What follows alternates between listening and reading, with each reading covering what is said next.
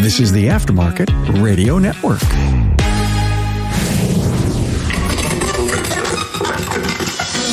Hey, do you earn your living in the independent automotive service aftermarket? Well, if you're listening, then I'm sure you do.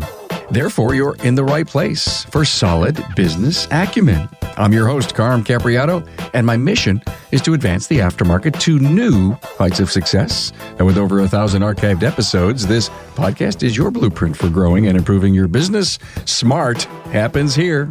Hey, this episode focuses on simplified marketing that will offer new ideas to try out and to bring focus to thinking like a customer. What a novel idea. Hey, make sure your business is making a splash and being noticed. Thanks to our partner Napa for providing this episode. You know, the Napa Expo is coming July 18th through the 21st, 2022. Napa is dedicated to putting on a safe and valuable in-person experience. Now, we'll be following all appropriate protocols to ensure that all attendees enjoy their experience safely. We hope to see you in Las Vegas, July 18th through the 21st, 2022.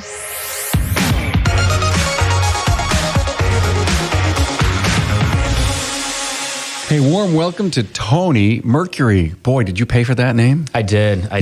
Don't tell anybody. That is just so cool. I love it. You know, when I met you for the first time, I said, Tony Mercury. Damn, I should have picked a stage name like that. Yeah, I got real lucky, and I ended up in the automotive industry, so it really couldn't have been any better. I'll have people that I've met 5-6 years ago that will remember my name purely. So yeah, because it's been a big help. How do I remember Mercury? Oh, the car guy. Oh, Tony Mercury. Mm-hmm. Vice President of Revenue at Auto Shop Solutions. I know a lot of you people over there, Danny, Margaret, great company. We're at ASTE. I'm sponsored here by my great partner, Shopware. A lot of us are out for the first time in many, many months. Good to have you here. I know you did a seminar called Top Internet Marketing Trends for Your Repair Shop. I don't believe we can talk about this enough. Why? Because technology change. Everything is, it's a goalpost that constantly moves. Exactly.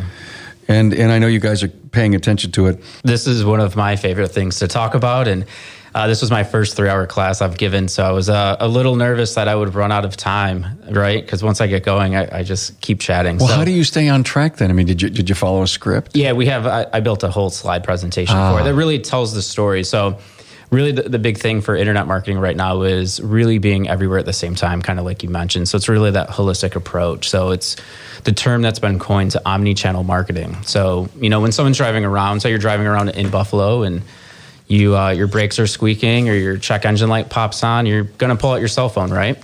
Everyone's going on Google these days. Everyone has a cell phone in their pocket and they're searching for car repair near me or brake repair near me, check engine light repair. And, that's where your clients are looking for you as a shop. So you want to make sure you're visible. So once that page comes up, they can click on your ads, they can click on your website, they can click on your social media, they can click, the list kind of goes on essentially.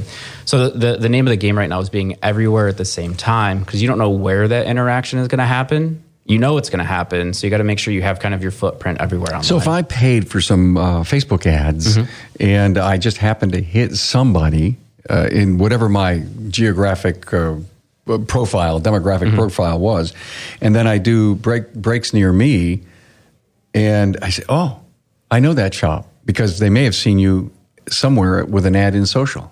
Exactly, right? That's the connection. That's the Omni thing. Yeah, it's being everywhere at the same time is the best way to put it. I know in my neighborhood where I lived, we had a community Facebook page, and quite often we would see something like, hey, I need to get my car in for service. Who would you recommend? And then if you are on Facebook or you are on social, they can just say you owned a repair shop, Carm, and they could say like, oh, go see Carm at, Carm's Auto Repair, and tag you. And now they're going to start experiencing and getting to know you right from your Facebook page. And then maybe from the Facebook page, they head over to your website, and it just kind of unfolds from there. The students in your class here today, at the end, what did they come up and tell you? Oh, they loved it. I've gotten texts. I've had people come up to us here at the trade show. And it was really not just necessarily about website, SEO, AdWords, and social. We talked about producing video content and how easy that is. Because a lot of people are apprehensive to be on film, be in front of the camera, or they think they have to have a big budget or like a fancy camera. But really, when it comes down to it, everyone has a cell phone in their pocket. How do you tell people to start? Okay, fine. Well, Carm, you've got a cell phone in your pocket. Just go and do it. That's it. Just go and do it. Well, okay. You're not going to like it the first time, but You're probably going to sound weird. And where's the person that walks me over the line and says, listen, let me do this with you. Let me show you, press this button, do this, do a selfie stick, have someone walk around. It's just not me. I'm uncomfortable with it. What do you tell people? Yeah, we actually had a lady in the class that was, she said that wasn't her generation. She's not comfortable. She doesn't know technology. So there's a lot of resources. You can go right on YouTube and learn how to create a video by yourself and watch someone else do it and have them walk you through the steps. A great example is there's a strong community here at ASTE this weekend of other shop owners that are already doing it. And what's cool is that the family feeling that you get here is everyone is willing to help each other. So I was actually talking to Jason from Hunter. He sells equipment. Oh, yeah. Western North Carolina. And I actually used him. I've never met him. I'm friends with him on Facebook. He's a great guy. I've done a show with him. Okay, perfect. He does so much Facebook content, video lives, live streams all the time, right on Facebook. Yep. So I used him as an example because he just started doing it one day, just kept rolling with it. So that's a good example is, just go up and introduce yourself, meet somebody new. And that's really I really feel the growth of this trade show has helped with that a lot. I think about having a class like yours and promoting that whole video thing and saying, okay, Sally, we may night broadcast on Facebook Live, but get out your phone, let me turn on the video recorder, and let's do one. Mm-hmm. It's like, okay, well, show me how. Maybe we need to have in these classes of yours. I'm not telling you what to do, but to have kind of a how thing, and I believe. Tell me if I'm right or wrong. You get a real cool classic car come in your shop, and it's from a great customer, and you've got to do some work to it. It's sitting, in your parking lot or on a bay. For many people, if you say not from the generation, just look at it as another day. Mm-hmm. There's Joe's old Oldsmobile. And son of a gun, I never would have thought I should have taken a picture or a video of that car pulling in or me coming up and maybe sitting in the seat and saying, well, this is my good old customer's car. This is a great place to bring your classic car to get repaired. I mean, There's the 30-second, 40-second message, right? Absolutely, and it's marketing, but it's kind of like on the low marketing, right? Because you're explaining something without necessarily like paying for it, right? So it's really grassroots. Aside from classic cars, another one is birthdays are really good to do. So if you're already, having like a cake or getting donuts or something, take a picture of your service advisor. It's their birthday. Advertise that. Someone brings their puppy to work. That's always a really good one for social as well. Talked about in the class kind of having like a hands-on type thing. So what I was able to do in my class is we hit the topic of blogs. So one of my favorite stories is a few years ago I had an SUV and I walked out into my garage and I had a big puddle of water underneath it. So it's a really good segue into what kind of topics am I going to write for a blog post? Where again, a lot of shop owners, they get so overwhelmed of how do I do this? Where do I start? How do I begin? So one of the things I showed him is you can actually just take out your phone and start typing in something. So, for me, it was an Audi. So if I typed in Audi Q5, water, puddle, and as I start doing that, Google starts giving me suggestions. So those suggestions are what people are searching online. So it's real easy to start doing that to learn what type of content you could be writing because it makes it more relevant. So say you're a European shop or a classic shop, and as you're doing that, maybe you're looking up vintage Chevy repair, and maybe someone's searching about an upholstery question for that. So they're going to be able to start writing some content against that. So it's really kind of like a little secret on how to start somewhere at least. A question, if I'm typing something in and the Google suggestions are coming up. Correct. And as you said, based on what other people have searched on, my SEO has everything to do with what comes up next. To some extent. So really the goal of writing blog content is making it sure it is content rich, it is SEO optimized, it's local optimized, because the goal is to get that person in your local market to find it. So maybe you just purchased a new BMW and you want to learn more about the maintenance on it. So you want to write some type of content against that. So that way they're hitting your website, it's affecting your SEO, it's making your website larger, you're getting more interactions, and really the name of the game with acquisition marketing from a digital perspective is having better visibility online, so you're getting that phone call. So if a vehicle came into me, if your Audi came into me... Oh, I'm from upstate New York. I say Audi as well. You say Audi? Yeah, I got corrected big time once. Audi. Okay, yeah, all right. I say it too, and I get corrected. I figured the only way I was going to learn how to say it right was buy one, right. but I didn't. Okay. And so if I was a shop owner and this Audi came in with this particular problem and I wrote blog on it. A very interesting situation that came in, Audi, puddle. I mean, not even sure what the SEO words are, but have it rich in words that you think people would be searching for, then that helps me to position. Absolutely. So a good example for using that car still, you could say the blog content you could write would be like, here's the top 3 things that puddle of water under your Audi could be. So the first one could be, was it a hot summer day? Maybe it's AC condenser runoff. Mm-hmm. Maybe you're just noticing it. Yeah. Maybe it's your water pump. If it is, call us right now.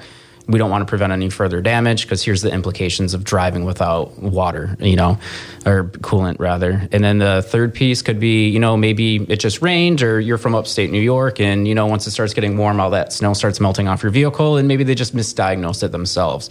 We don't, it doesn't snow. It doesn't snow in Buffalo. Oh, you guys get all the snow in Buffalo. I remember. No. Not anymore. Syracuse gets more than us.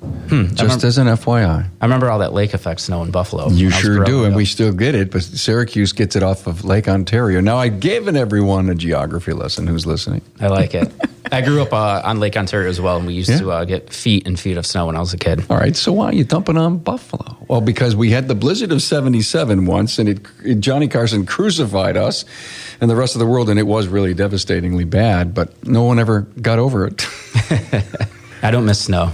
I enjoy no snow down here. Well, actually, we get maybe like an eighth of an inch, and everything shuts down for 2 weeks, so it's comical. All right, so good website, and look at, before the mics got turned on, Tony was saying, listen, we were giving our customers these a la carte choices on their website, and we stopped and we looked, and he goes, the people that bought the entire package and did it right, which we classified right, we're having so much more success.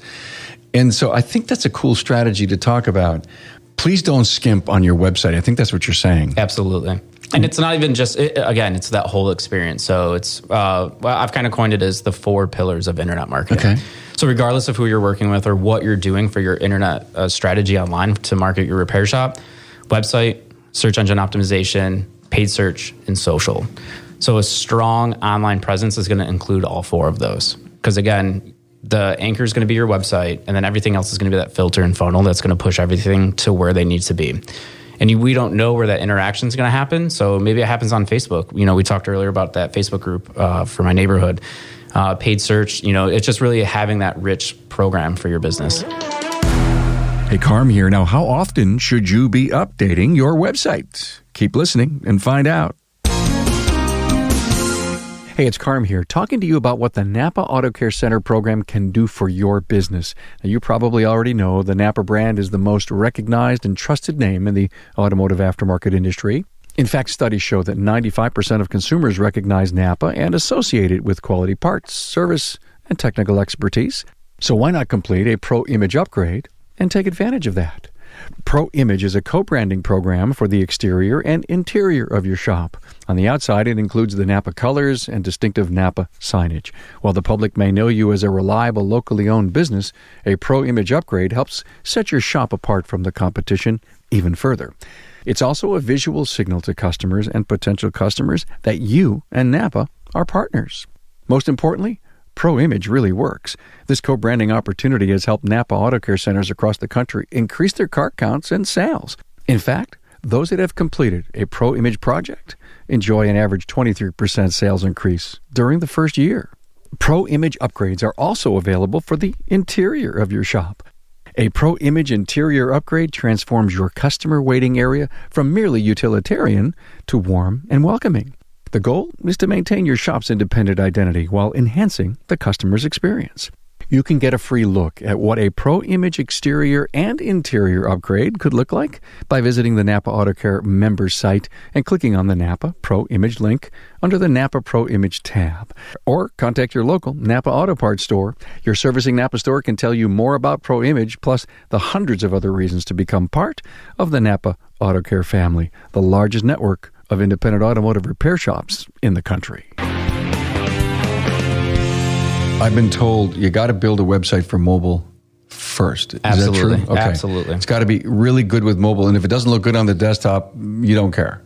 What are the stats? How many people would use mobile over desktop? For automotive repair, I've seen stats as high as 70% as being the first interaction. Okay. They're hitting your mobile. Again, car repair is typically very reactionary. You know, our brakes are squeaking, our check engine lights are popping on, and we're pulling out our phones. So going back to this, a la carte, I only wanted to do this. I mean, is doing this, is one of the a la carte things, and I'm only guessing here, being able to schedule an appointment, is that an element that's important to have on a website? So for us, the way it was, and I don't want to talk too much necessarily about us, I want to talk more about just marketing in general. Yeah, sure. We did websites, and then you could add either search engine optimization, social, or paid search. And by looking at our numbers, we realized that it was the shops that were doing everything were the successful ones. I see. Okay. It wasn't all about the features of the website. It was the entire package. What package was available to them. I see. Please let us go deeper. Let us do more with SEO. Let's help. We want to help you with your social stuff, meaning we'd love to find out what's going on at your place. Send us some pictures. We need your stories so we can help. Right. Okay, I got it. And then, of course, paid search. You're buying keywords, right? Right, exactly. And the keywords that you're using, are they market dependent?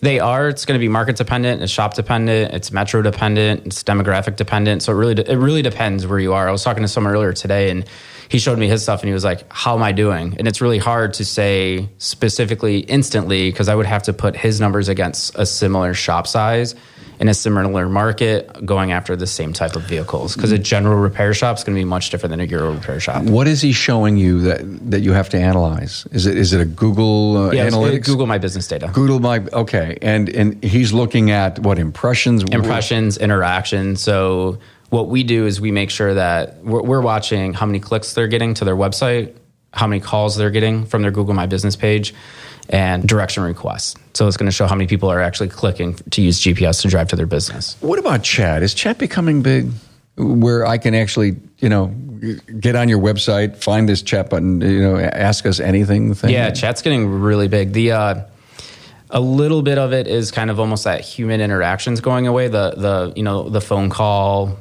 driving down in person. So a lot more people are comfortable either sending something over a text, like a live chat widget right on the website, or even like an email request. So you're talking about the features of a website. So we call them call to action. So we want to make sure that there's a lot of interaction when someone does hit the website.